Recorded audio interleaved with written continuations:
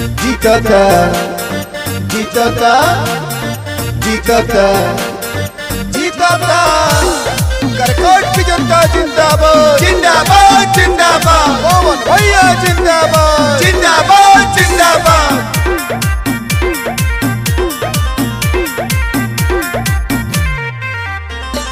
और जीवा सभा का से सिरावा नवाई के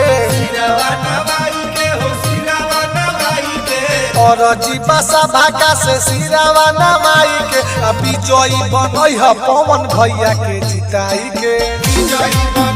पवन भैया के जिताई के करी है विकास तो काराकाट में जाई के करी है विकास तो काराकाट में जाई के अभी जोई बनई है पवन भैया के जिताई के पवन भैया के जिताई के अभी जोई बनई है पवन भैया के जिताई के पवन भैया के जिताई के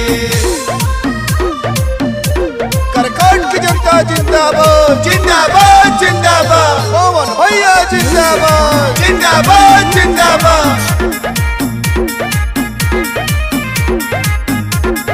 करी है जो मनवादा उ तो भैया निभई है हो उ तो भैया निभई है अकाला कट के लोगवा उनके पीछे कोनोई है हो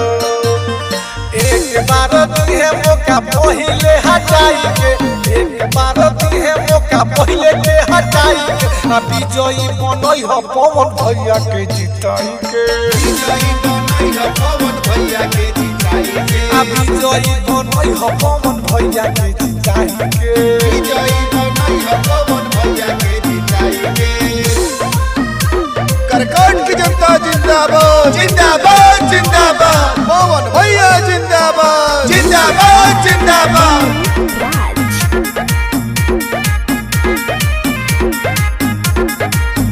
नरेंद्र जोशी उतरौरे सहारे हो उतरौरे सहारे पावरे सरकार मोहन भैया कहाले हो